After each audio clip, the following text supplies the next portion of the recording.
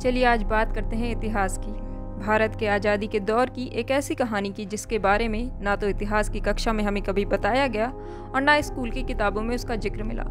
ये दास्तां है बागपत की उस बहादुर वीरांगना की जिन्होंने नेताजी सुभाष चंद्र बोस के लिए अपने पति को न्यौछावर कर दिया था। आज मैं जिस एक शख्सियत की कहानी का जिक्र करने जा रही हूँ उनका नाम नीरा आर्य था। यह वही नीरा आर्य थी जिन्हें आज़ाद हिंद फौज की पहली जासूस होने के साथ ही साथ भारत की प्रथम महिला जासूस होने का गौरव प्राप्त हुआ। लेकिन यदि मैं आपसे पूछूं कि क्या आपने पहले कभी इनका नाम सुना या इतिहास के पन्नों में इनके साहसी जीवन की गाथा की झलक मात्र भी पाई है, तो मेरा अनुमान है कि आप में से ज़्यादातर लोगों का जवाब ना होगा। दुर्भाग्य की बात है कि इस देश में ना तो नीरा आर्य को वह सम्मान मिला जिनकी वह हकदार थी और ना ही इतिहासकारों ने देश की आज़ादी के लिए दिए गए उनके योगदान को तवज्जो दी। और शायद यही एक कारण है कि देश के स्वतंत्रता संग्राम के दौर की इस कहानी ने मुझे आकर्षित किया। तो आइए जानते हैं भारत की पहली वुमेन स्पाई को। जहां एक और भारतीयों के अंदर देशभक्ति का जुनून और देश को ब्रिटिश शासक की गुलामी की जकड़ से आज़ाद करवाने का संघर्ष अपने चरम पे था, तो वहीं दूसरी ओर सन 1944 में नेताजी सुभाष चंद्र बोस ने बर्मा में अपने प्रसिद्ध नारे "तुम मुझे खून दो मैं तुम्हें आज़ादी दूंगा" के साथ ही अंग्रेजों को खुली चेतावनी देते हुए सरेआम युद्ध की घोषणा कर दी। उन्होंने भारतवासियों से आज़ादी के खातिर आत्मसमर्पण करने का आग्रह किया। इसके चलते न केवल पुरुषों बल्कि महिलाओं ने भी बढ़ चढ़कर नेताजी के आज़ाद हिंद फौज को ज्वाइन किया। नीरा आर्य को भी राष्ट्रहित के प्रति अपने योगदान और कर्तव्य को निभाने का अच्छा अवसर मिल गया। उन्होंने अपनी पढ़ाई के साथ साथ आज़ाद हिंद फौज में रानी झांसी रेजिमेंट में बतौर एक सिपाही के रूप में भर्ती ली। लेकिन हम जानते हैं कि कोई भी युद्ध केवल सेना के दम पर नहीं जीता जा सकता। किसी भी जंग को जीतने के लिए स्ट्रॉन्ग इंटेलिजेंस और बेहतरीन स्पाई नेटवर्क का होना जरूरी है। आज़ाद हिंद फौज को तलाश थी कुछ ऐसे चुनिंदा लोगों की जिनके अंदर स्पाई लाइक क्वालिटीज़ यानी जासूस बनने के सभी गुण और खूबियों के साथ साथ देशभक्ति का जुनून भी कूट कूट कर भरा हो। इसके लिए नीरा आर्य का चयन फौज की पहली महिला गुप्तचर के रूप में किया गया।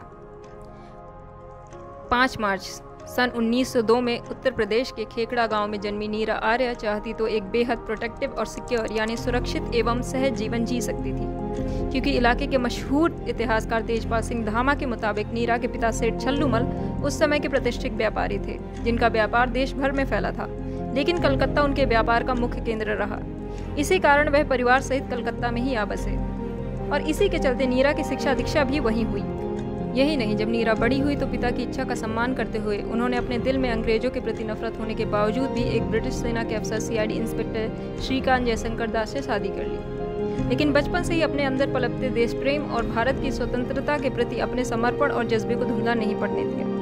जब नीरा को मालूम पड़ा कि ब्रिटिश हुकूमत ने उनके पति श्रीकांत दास को नेताजी सुभाष चंद्र बोस की जासूसी करने और उन्हें मौत के घाट उतारने की जिम्मेदारी सौंपी है, तो नेताजी बोस की जान बचाने के लिए नीरा ने अपने ही अफसर पति जयशंकर दास के पेट में संगीन घोंपकर उसकी हत्या कर दी थी। अफसोस की बात यह है कि इस घटना के बाद नेताजी ने नीरा को शाबाशी देने के बजाय उन्हें नागिनी की उपाधि देकर अपमानित किया। यही नहीं, सन 1945 में जब आज़ाद हिंद फौज के समर्पण के बाद दिल्ली के लाल किले में मुकदमा चला तो सभी बंदी सैनिकों को रिहा कर दिया गया।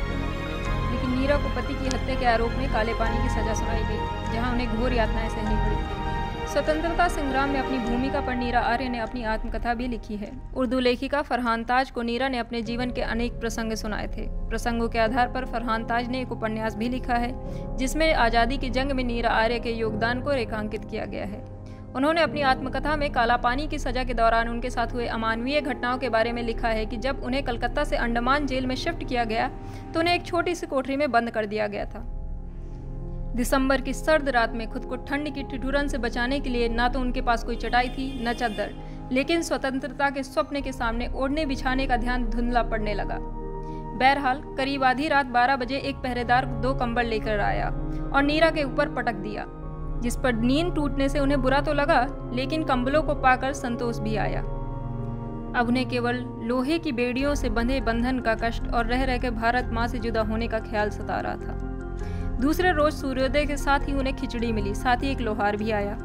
हाथ का सांकल काटते समय चमड़ा भी कटा, लेकिन पैरों में से आड़ी बेड़ी लोहे की जंजीरों को काटते समय उसने 2-3 बार नीरा के पैरों की हड्डियों में मारा, जिससे वह दुखी होकर बोल पड़ी कि क्या अंधा है जो पैरों पे मारता है। लोहार ने इस पर जवाब देते हुए कहा कि पैर क्या हुए तो दिल पर भी मारेगा, क्या कर लोगी।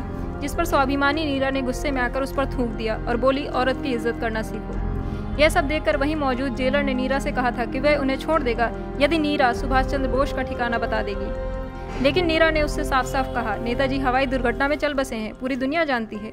जेलर ने एक बार फिर कड़क आवाज में कहा कि तुम झूठ बोलती हो, नेताजी जिंदा हैं। जिस पर नीरा ने जवाब देते हुए कहा कि हाँ, नेताजी जिंदा हैं, वो मेरे दिल में जिंदा है। नीरा के इस जवाब से जेलर आग बबूला हो उठा था और नीरा से बोला कि यदि नेताजी तुम्हारे दिल में जिंदा है तो उसे हम तुम्हारे दिल से निकाल लेंगे। फिर उसने नीरा के आंचल में हाथ डाल दिया और लोहार को संकेत किया, जिसके बाद लोहार ब्रेस्ट ट्री पर उठाकर नीरा के दाएं स्तन को दबाकर काटने लगा, परंतु उसमें धार कम थी, लेकिन इससे नीरा को असहनीय पीड़ा हुई। इसके बाद जेलर ने नीरा की गर्दन पकड़ते हुए कहा, अगर दोबारा जुबान लड़ाई तो तुम्हारे ये दोनों गुब्बारे छाती से अलग कर दिए जाएंगे। बहरहाल सच बताऊं तो नीरा आर्य के जीवन के बारे में कोई ठोस इन्फॉर्मेशन मुझे ढूंढने पर भी नहीं मिली। हालांकि लोकगीतों और लोक कथाओं की माने तो नीरा आर्य ने आज़ादी के बाद अपने जीवन के अंतिम समय हैदराबाद में एक झोपड़ी में रहकर काटे और फूल बेचकर अपना गुजारा किया। और 26 जुलाई 1998 में उन्होंने चार मीनार के पास एक गरीब, असहाय और बीमार वृद्धा के रूप में मौत का आलिंगन कर लिया। उनका अंतिम संस्कार एक पत्रकार ने अपने साथियों के साथ मिलकर किया था।